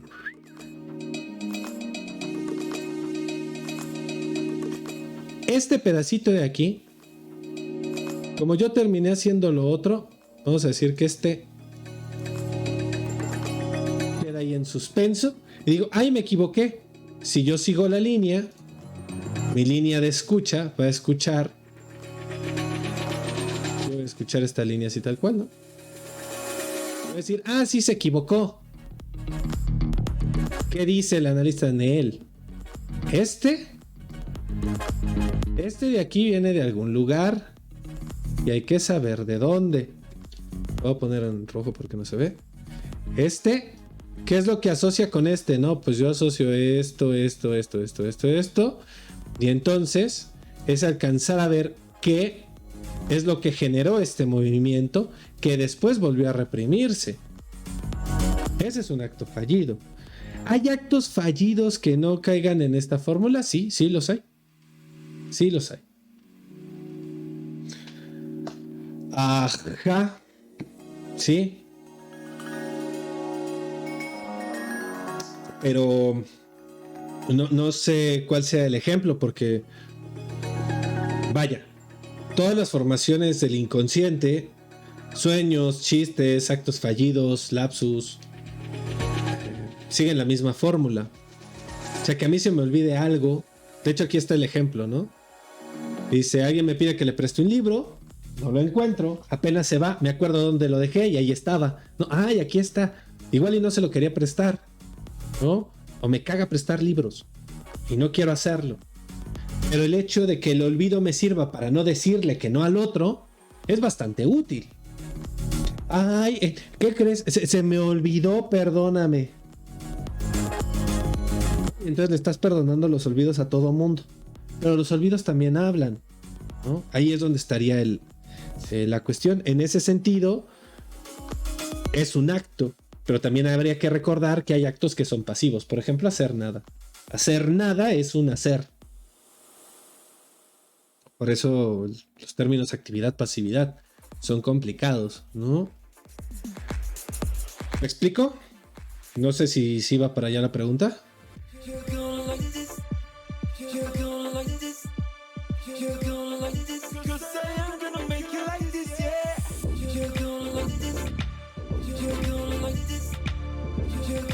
Sí.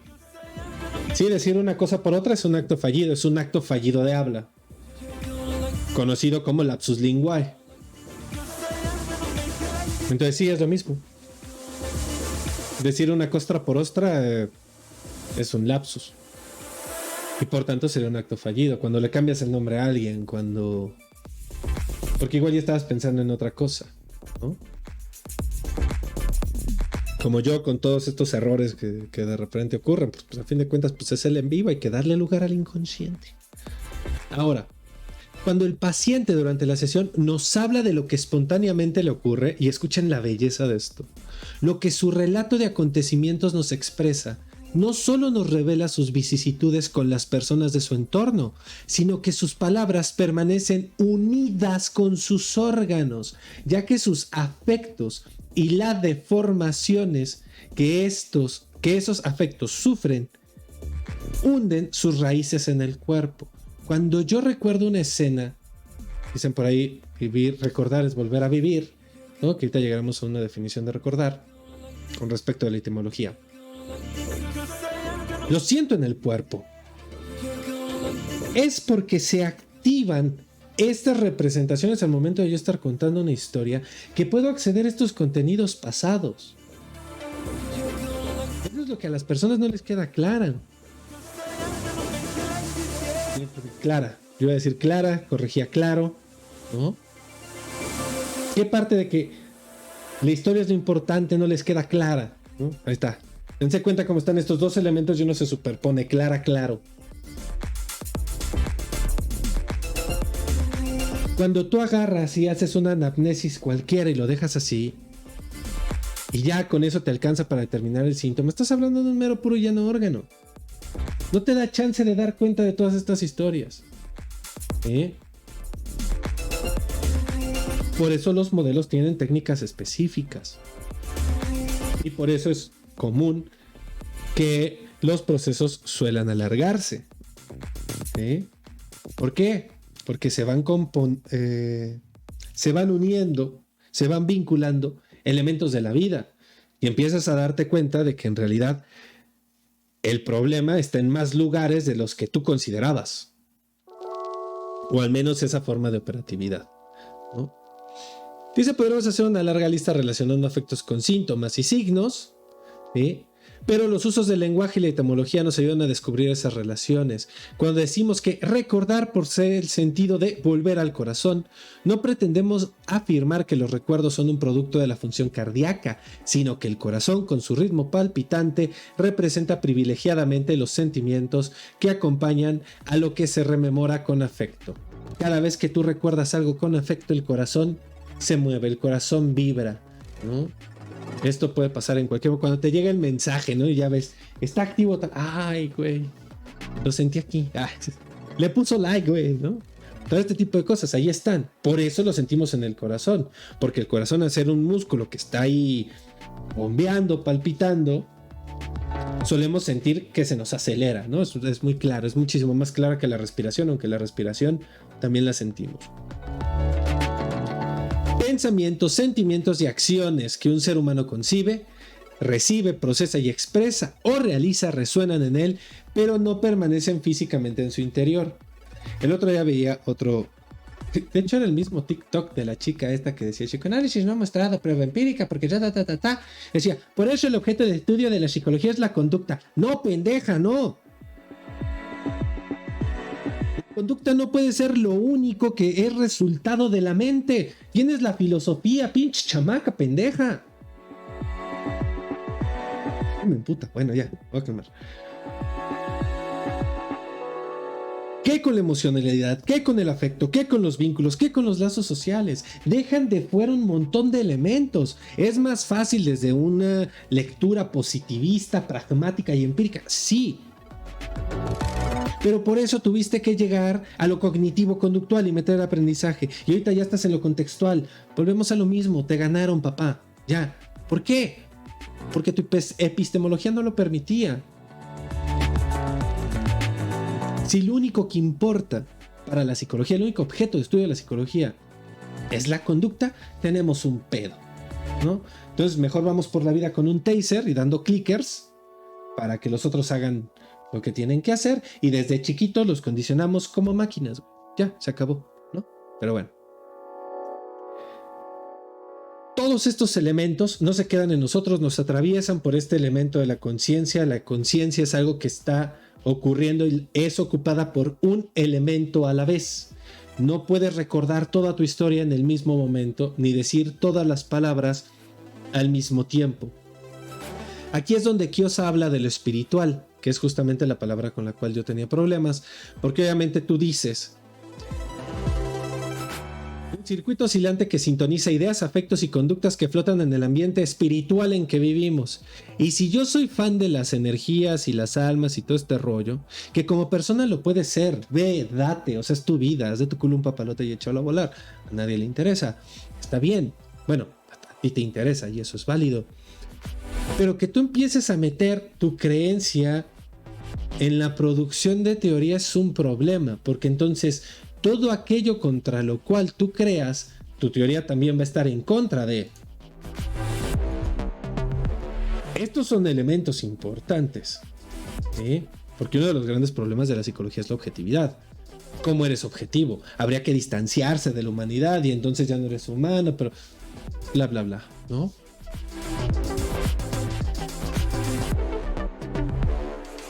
La inmensa mayoría de los pensamientos y sentimientos consolidados como hábitos que se manifiestan como automatismos inconscientes funcionan adecuadamente consustanciados con rasgos de carácter, liberando nuestra conciencia para otros menesteres.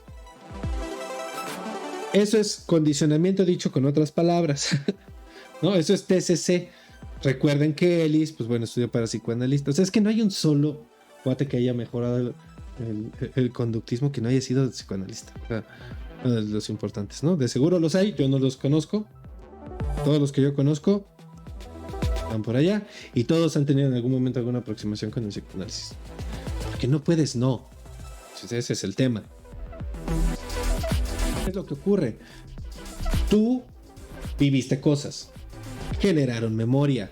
Esta memoria se está repitiendo para que tú puedas leer el mundo. Como ya tienes esta respuesta, no tienes que detenerte a pensar cada vez que ocurre algo. Si esta cosa se parece a lo anterior, respondo como respondí la vez anterior.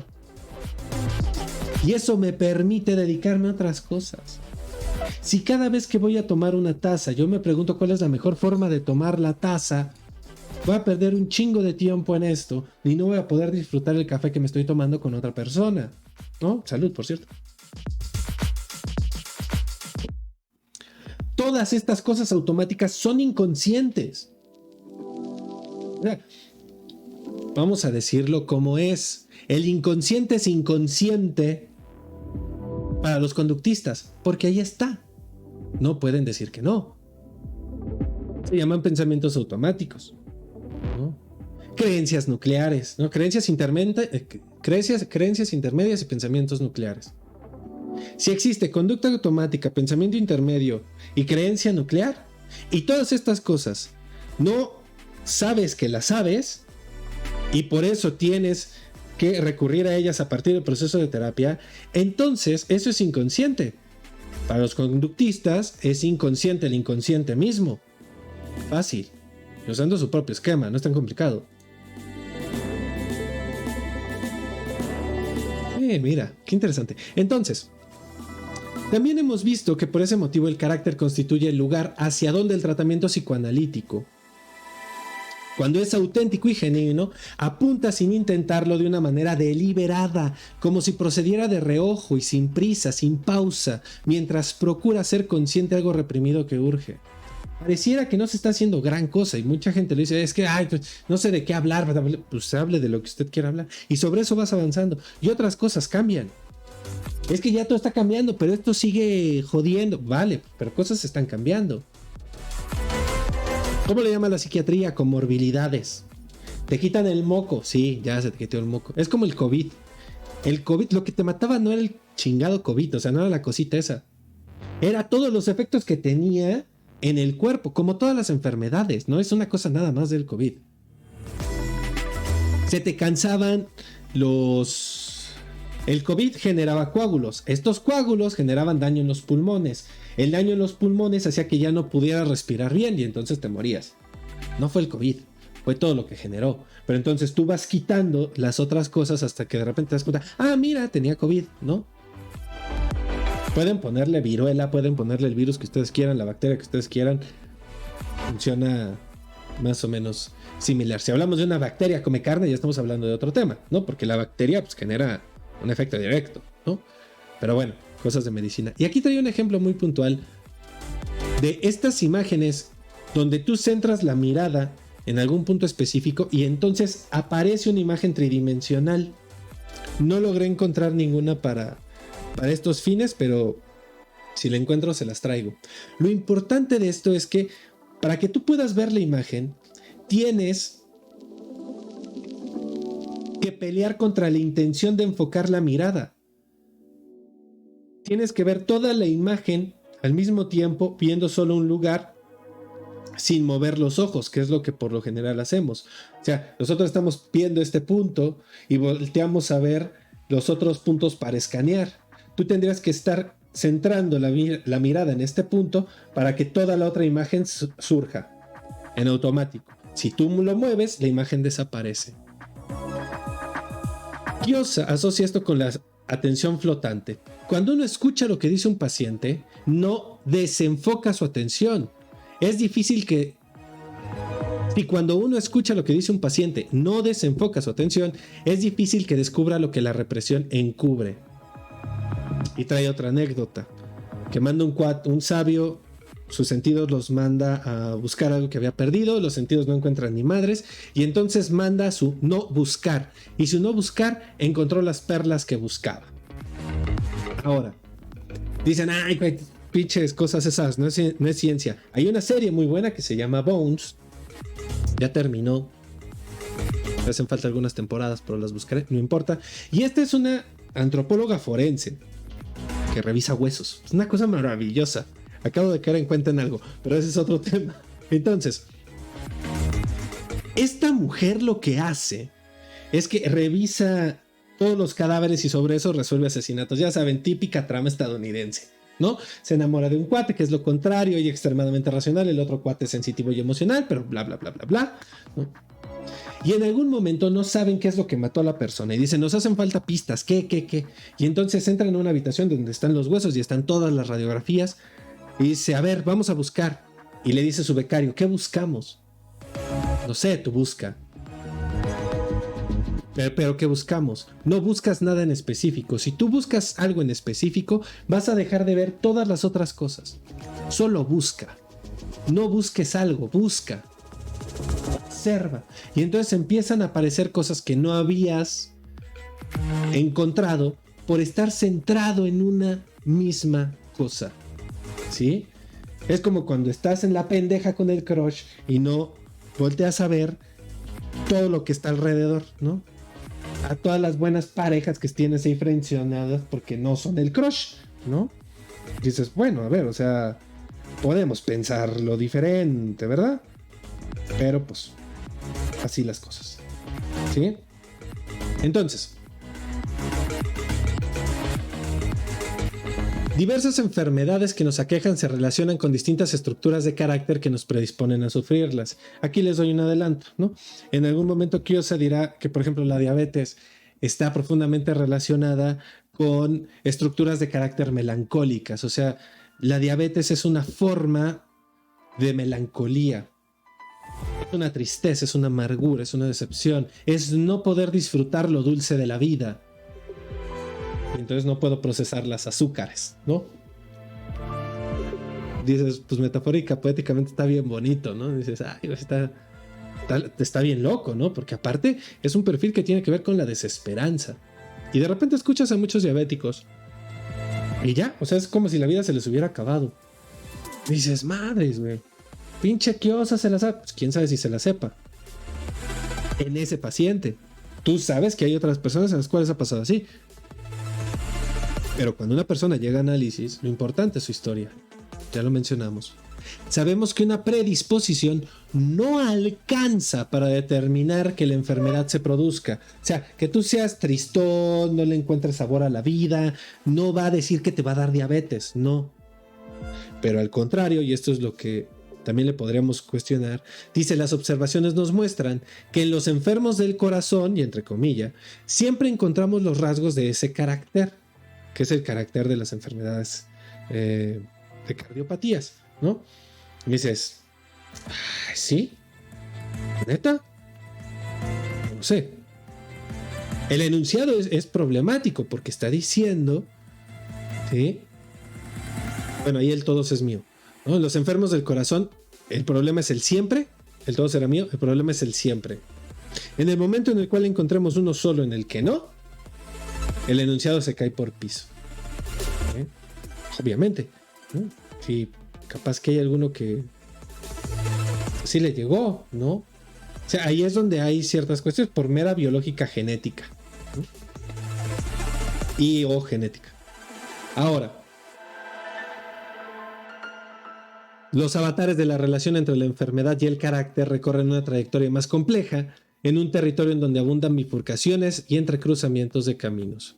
Cuando decimos entonces acerca de una persona que su carácter es hepático o renal, incurrimos en una simplificación. Este es uno de los grandes problemas de la psicología hoy. Los psicólogos huevones.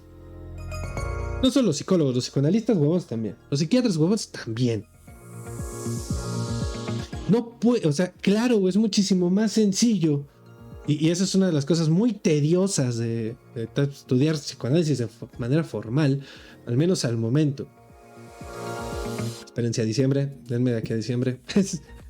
Esperemos que después de eso sea un poco más sencillo. Pero, porque lo vas a simplificar y porque estás colocado a eso. ¿Eh? En vez de detenerte a pensar y volver a dar vueltas y decir, a ver si es por allá, no es por allá, tendemos a simplificar. Y entonces, cada practicante de las áreas psi, cuando encuentra una respuesta que le acomoda, la simplifica y todo lo lee desde ahí.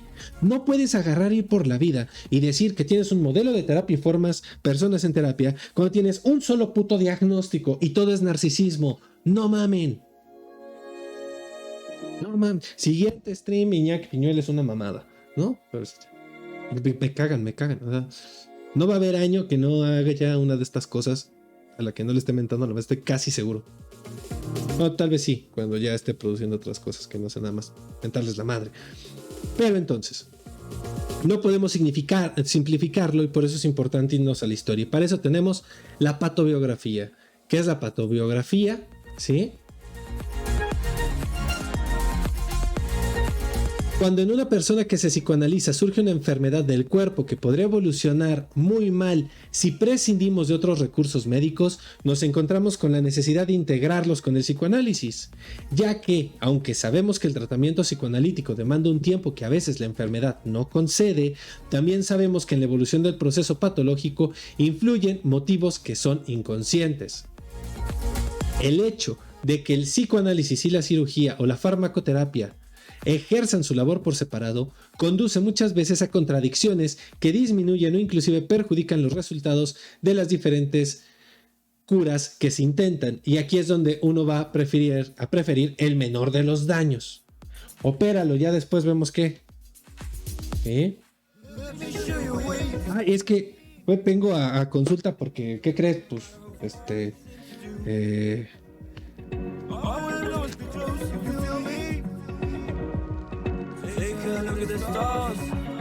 por ejemplo, otro ejemplo del COVID. O sea, se me bajó la oxigenación. Pues vamos a ver si ahorita te recuperas. No, o sea, ¿cuánto tiempo lleva? No, pues así desde la mañana. ¿Qué estás esperando, güey? No puedes esperar. Ay, es que me embaracé, no sé si lo quiero o no lo quiero, porque entonces mi historia con mi madre, bla, bla, bla. Tienes 3 meses. Vas a tener que tomar una decisión y después ver qué carajo hacer con esa decisión que tomaste. Pero esto va en contra del análisis. Porque el psicoanálisis per se no apunta a decir qué es lo que tiene que hacer el paciente. A ver, ¿por qué carajo lo hace? Por eso la patobiografía es un elemento extra al análisis. Dice, su finalidad consiste en incluir entre los recursos de la medicina, y hay que escucharlo claro, los recursos de la medicina, no del psicoanálisis, lo que puede hacer el psicoanálisis si se propone actuar sobre la enfermedad en el tiempo breve que a veces es el único que concede la situación, que la situación concede. De ese modo, un tratamiento psicoanalítico ortodoxo, que debe de proceder como procede el psicoanálisis, sin memoria y sin deseos, y aquí cita Bion, puede realizarse fuera del estudio patobiográfico, liberado de la necesidad de resolver la urgencia médica. Dense cuenta de lo que está haciendo Kiosa. Kiosa está diciendo, a ver, si tú tienes el psicoanálisis y el estudio médico, y uno se contrapone a otro, vamos a crear este elemento dentro de las herramientas de la medicina para que la medicina pueda desahogar estos contenidos y el psicoanálisis siga su rumbo. Y entonces el paciente ve a partir de su estudio patobiográfico cosas que podría o tendría que llevar a análisis, que valdría la pena que las llevara, porque de eso de tener es muy complicado. Siga su tratamiento médico, el tratamiento médico funcione y el psicoanálisis funcione. O sea, coloca un tercero. Pa' pronto. ¿Cómo podemos resolver muchos de los problemas? Colocando un tercero, güey. O tú o yo. No, güey. Ninguno de los dos. No mames. O los dos, ya tenemos 4, güey. ¿Sí? ¿Qué chicharrones truenan más? ¿Los tuyos o los míos? Ningunos, güey. Los chicharrones truenan por sí mismos. Ni tú ni yo tenemos que ver en eso.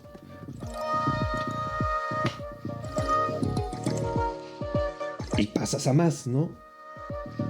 O menos, o sea. Insertas una otra opción. Por eso el estudio patobiográfico se encarga de aplicar ciertos elementos de lectura psicoanalítica para determinar ciertas vías de desarrollo del tratamiento médico. Por eso queda por fuera de lo que sería un análisis en forma. Que el análisis haga lo suyo, zapatero a sus zapatos, médicos a su medicina. La patobiografía orientada hacia un fin premeditado e inmediato se concentra mediante el esfuerzo conjunto de un equipo en contemplar el particular momento de la vida que rodea la enfermedad del paciente. Por eso es que hay todo un conjunto de analistas trabajando ahí. ¿Qué elementos contempla para mencionarlos? Interrogatorio acerca de la enfermedad actual, de los recuerdos, deseos y circunstancias que conforman una biografía sucinta. ¿En qué momento aparece la enfermedad? ¿Para qué? ¿Con qué objetivo? Segundo, un diagnóstico clínico del médico, del estado general y del estado actual de la enfermedad por la cual consulta. Tercero, fotografías del enfermo a lo largo de distintos momentos de su vida. Y cuarto, la observación del paciente y del vínculo que establece con el equipo que realiza el estudio durante las entrevistas. Esto lo describimos mejor en las primeras sesiones del seminario, por eso no me detengo tanto. Cuando uno reúne distintos acontecimientos que pueblan nuestra vida de afectos, recuerdos y deseos, del conjunto emerge inevitablemente un significado nuevo. Mejor dicho, tal vez sí, pero aquí queda como anillo al dedo. Empiezas a relatar tu historia y de repente dices, no mames, creo que sí estaba bien pendejo. Ahí está otro significado. Ay, creo que sí se pasaron de lanza, otro significado. Ay, creo que sí me pasé yo de lanza, otro significado. Oye, ¿por qué hicimos tanta pendejada? No había necesidad, otro significado. Ahí está la importancia de darle una otra vuelta a la historia. Sentarse a escribir, motu propio, las respuestas a un cuestionario patobiográfico es casi tan difícil como realizar el autoanálisis de un sueño. No sé cómo carajo sea el cuestionario, eso ya, si les interesa, váyanse a formar específicamente con Kios en eso, en el instituto. Pero claro que es complicado. ¿Cuándo fue la primera vez que te enfermaste de gripe? ¿Qué estaba pasando? No sé, me estoy imaginando una pregunta. Vaya, pues no sé. A ver qué recuerdo viene. No solo sucede que para ver no basta con mirar. También es verdad que, tal como sucede con las figuras planas que ocultan una vista tridimensional, para ver es necesario no mirar del modo en que se mira habitualmente, y así, renunciando a lo que se ve de primera intención, desenfocando la mirada de lo que resulta obvio, aparece de pronto, como si se tratara de un regalo, un panorama nuevo. Ahí es donde está el secreto. Por eso esta cuestión de la empatía, se siente mal, vamos a confortarlo, no necesariamente aplica en el ejercicio de la psicoterapia y menos del análisis, ¿no? Traigo los dos, son elementos disímiles, no los estoy usando como sinónimos, simplemente aclaro.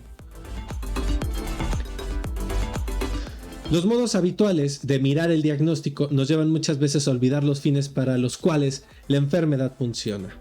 Entonces, el médico cura la enfermedad, sí, chingón, ¿para qué me funcionaba la enfermedad? ¿Quién sabe? Y aquí traigo un ejemplo de una chica anoréxica que, curiosamente, al sentirse abandonada y sola, de repente, al poner en riesgo su vida con la anorexia, resuelve un montón de problemas de la familia y ahora sí la acompañan, sí la ven. ¿En serio crees que alguien cuya vida afectiva, que el sentirse amado, depende de estarse dando en la madre, arriesgando la propia vida, va a dejar eso? Resúmelo, esta niña del ejemplo muere por amor. Ese es el cambio. Esas son las cosas que están bien cabronas del psicoanálisis, ¿verdad? Dicen, no mames, ¿por qué, güey? Está bien, vete con tus 5 heridas de la infancia y tu pendejo libro ese. Escoge, güey. Pero el cambio que genera estas lecturas es radical, ¿no? Entonces, zapatero a sus zapatos. La enfermedad no es el producto definitivamente terminado de una elección irreversible. Puede cambiar.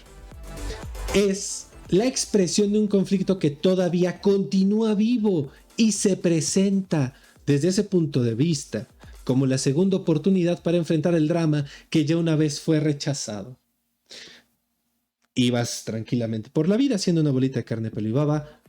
Tuviste un pedo, no supiste cómo enfrentarlo. Te sobrepasó. De alguna forma te defendiste, lo resolviste y seguiste adelante. Pero eso no quedó cerrado, acoplado, sepultado. No cerraste el ciclo, como dicen. Entonces te vuelve a aparecer. Y ahora sí, a ver. Ya entrenamos más, ya tenemos más conocimiento, ya tengo aquí a mi analista que se partió la madre 10 años formándose. Órale, va. O más, quién sabe, ¿no? Se sigue formando. A ver qué. No, pues pasó esto. Y entonces reelaboras el drama para tener una solución que te joda menos. Hay pacientes que salen de una enfermedad y entonces saltan a otra. También es muy particular. No es exagerado decir que vivir es jugarse la vida, ya que la vida inevitablemente se apuesta, se pone entera en el vivir.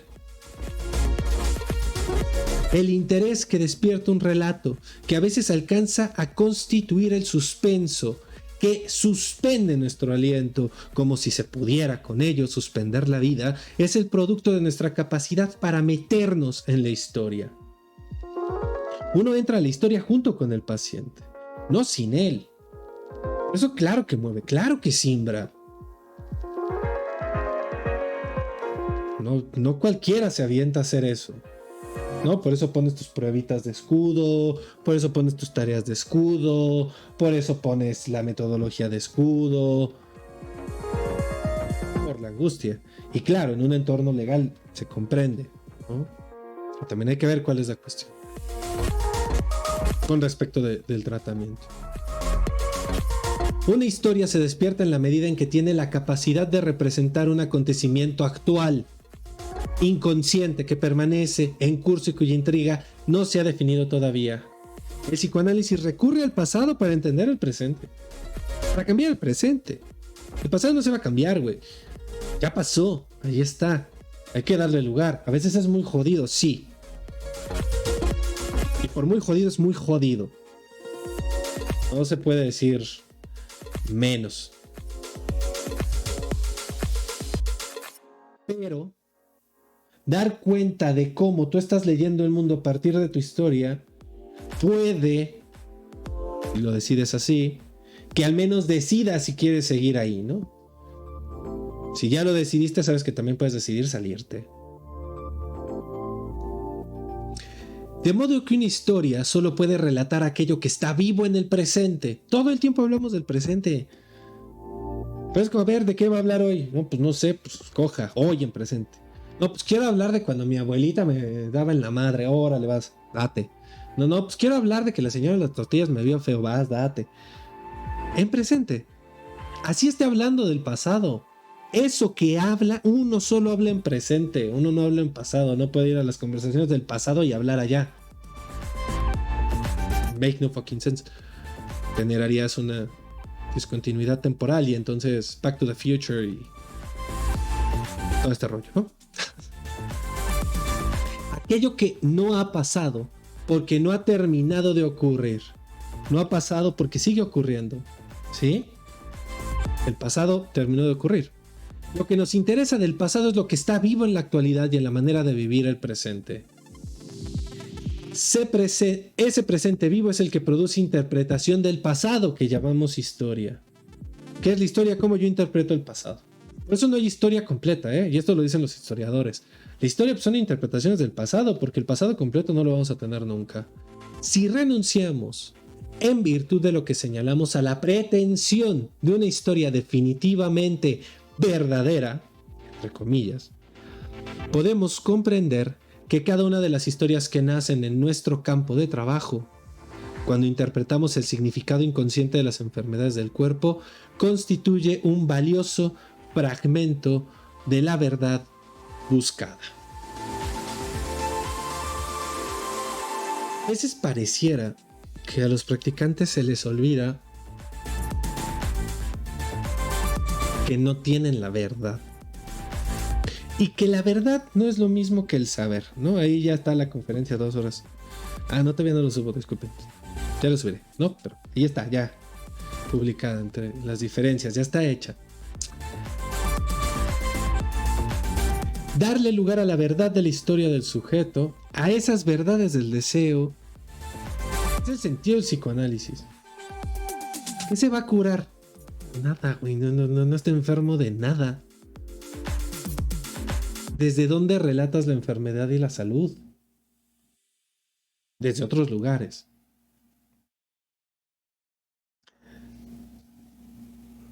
Al momento de darle desahogo a estas historias que están ahí ancladas, narrándose en el cuerpo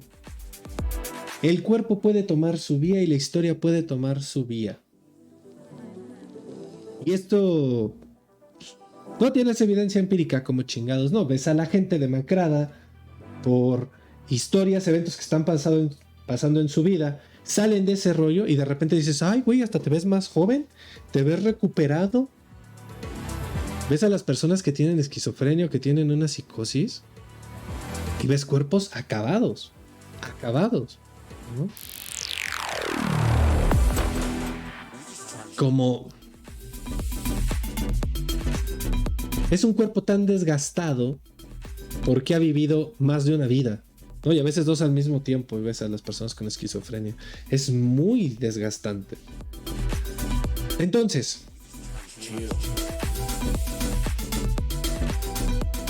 para cerrar el día de hoy, ¿no? Si tienen preguntas es el momento de ponerlas en el chat.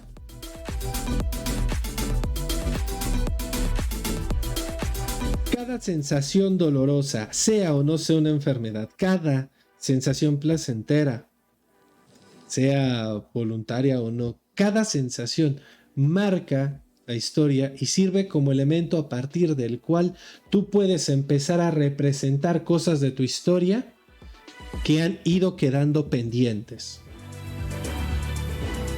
Y sobre eso, pues bueno, una vez que las desahogas, te lanzas a hacer otra cosa. La enfermedad es una forma muy particular a partir de la que se manifiestan estas problemáticas. Y es justamente porque está en un órgano y hoy en día podemos desafanarnos y decir, güey, pues es el órgano, no soy, es mi cerebro, güey, así soy, güey, ya. Que entonces hay algo que queda perdido de las decisiones éticas del sujeto. Sí, tú habrás nacido tal vez con una conformación orgánica macho-hembra. Y puede ser un macho o una hembra con un cerebro sexualizado de X y Z forma, pero eso no quiere decir que tú estés obligado a escoger ser hombre. Puedes escoger ser mujer. Es una declaración ética, porque ser hombre y ser mujer no tiene que ver con lo que tienes en medio de las piernas, mi vida, ¿no? Y vaya, para los psicólogos alguien tendría que avisarles, a los psiquiatras también, y si eres psicoanalista o aspirante a psicoanalista y crees que sí tiene que ver, pues güey, no, güey, o sea, no, o sea, ya ni siquiera te voy a decir que regreses a Freud o regreses a Lacan, güey, porque no es necesario, ¿no? O sea, son 3 ensayos, o sea, hasta la heterosexualidad es una pregunta, ¿cómo carajos devenimos heterosexuales? Psíquicamente hablando, no biológicamente hablando. Entonces, la próxima semana, el texto que vamos a revisar es, ya se los digo, es el tomo 10 de las obras completas de Kiosa. Lo encuentran en fundacionkiosa.com en la biblioteca. Vamos a revisar los ejemplos de la cardiopatía isquémica, son los ataques al corazón, la diabetes y las enfermedades autoinmunes. Eso en 8 días. En 15 vamos a ver una neuralgia, un infarto, una herpes en los ojos y ya, esos serían los... No. Todos esos son la próxima semana. No, sí, eso es en 15 días. Ya después, 8, 15... ya después vendría, tú puedes sanar tu vida, ¿no? Hasta ahí. Entonces, si conocen a alguien que... Vamos a leer los casos, ¿no? Ahí voy a resumir los casos. Vamos a ver cómo se va jugando para que uno se vaya haciendo como una idea. Si conocen a alguna persona que no sea profesionista, que está interesado en saber de los temas, pueden traerle, pueden invitarle, puede participar, puede venir a preguntar. Adelante, ¿no? Pues bueno, por lo pronto eso sería todo con respecto de esta 13ª sesión de seminario, ¿no? Vamos a